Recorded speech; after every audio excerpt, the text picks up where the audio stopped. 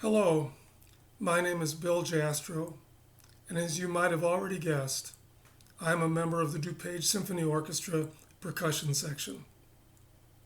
In a recent interview, Kirill Petrenko, conductor of the Berlin Philharmonic, stated that despite this strange situation we find ourselves in, it is immensely important to meet a piece and work on it, so that in spite of everything, art continues to exist.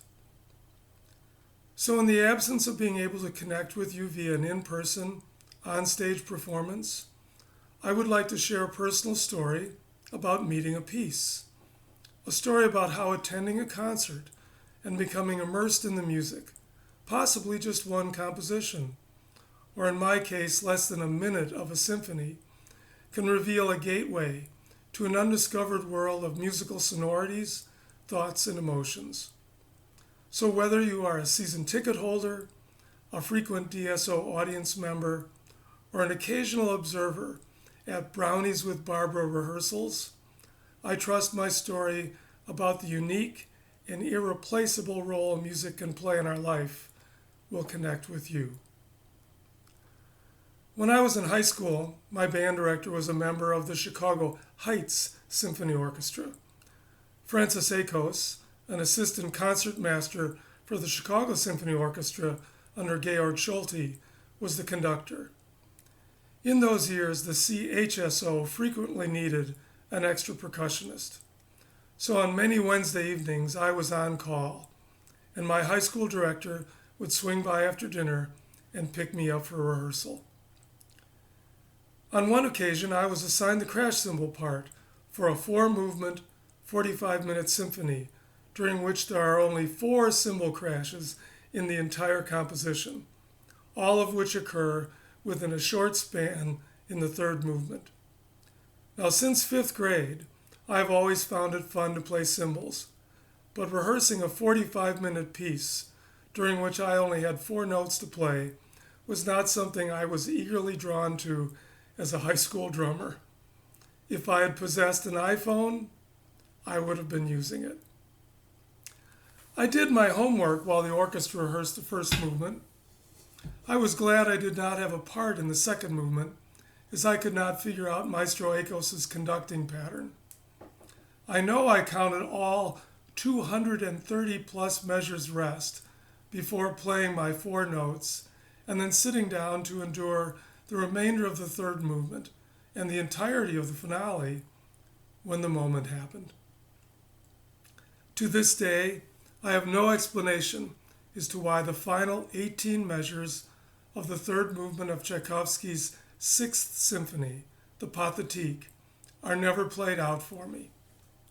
I can read the conductor's score. This passage is in G major, 4/4 meter, allegro molto vivace.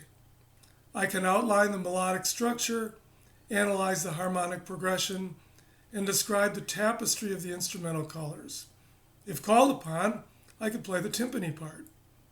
But I was not thinking about any of that when I heard these 18 measures, only about 28 seconds of music, for the first time.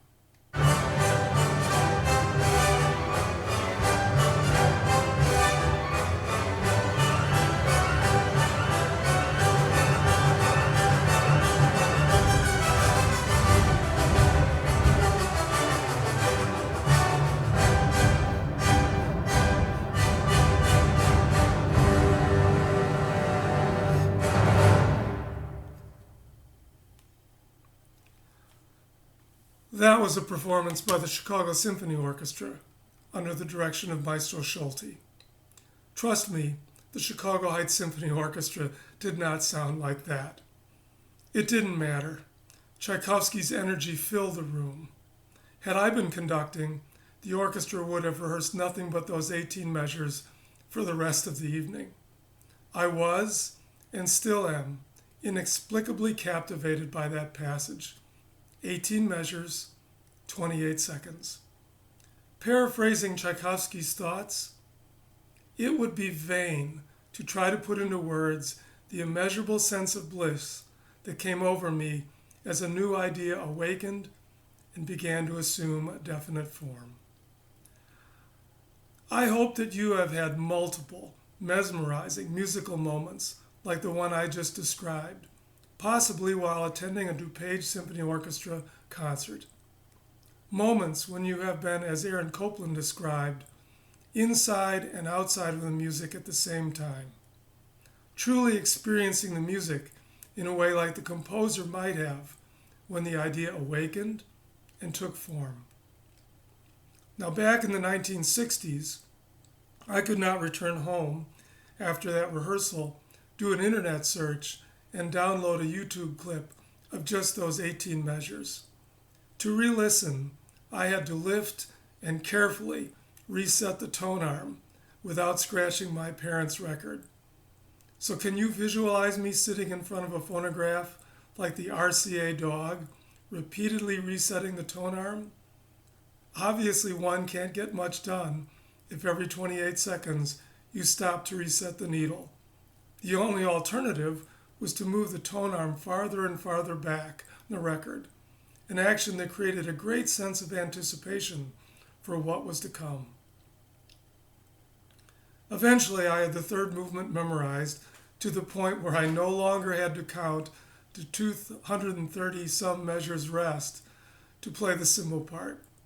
And I could conduct the imaginary orchestra in my bedroom. I also figured out that the second movement is in 5/4 meter. No wonder I couldn't figure out the conductor's beat pattern. The only experience I had at that time with 5/4 was playing the Mission Impossible TV theme in Pep Band.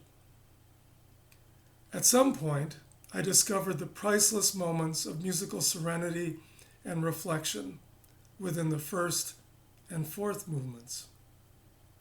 Author and literary critic Wendy Lesser writes, "The springs of our reaction to music lie deeper than thought.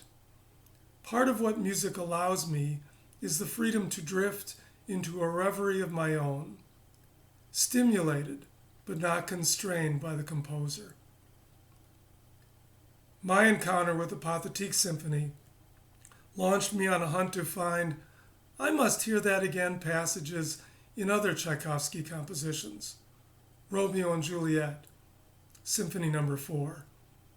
That hunt expanded to works by other Russian composers, such as Russian Easter Overture by Rimsky-Korsakov, and further still to other romantic-style pieces, such as Symphonie Fantastique by Berlioz and Respighi's Pines of Rome.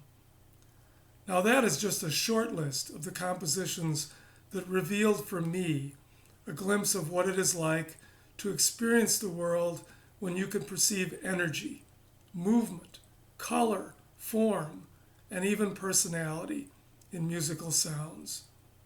Masterpieces that drew me to authentically experience the feeling of sound and the sounds of feeling, the sounds of joy, sorrow, celebration, remembrance. It is of no surprise, then, that people worldwide embrace music in search of those mesmerizing moments when we are seduced by the unexplainable power of music to touch our soul without the use of words or images. I am looking forward to the next time I am on stage with the DSO and Maestro Schubert. I hope you, or maybe a younger member of your family who is new to classical orchestral music, will be in the audience. If so, please come up to the stage afterwards, say hello, and share a story about how music has enriched your life. In the meantime, if you are in search of a mesmerizing musical moment and you are unfamiliar with Tchaikovsky's Sixth Symphony, you can find exciting video recordings by the Chicago Symphony, the Berlin Philharmonic, and the Russian Symphony Orchestra on YouTube. I highly recommend starting with the last 3 minutes of the third movement. That way you'll get to hear all 4 cymbal crashes, plus those incomparable final 18 measures. I hope to see you at Wentz Hall real soon.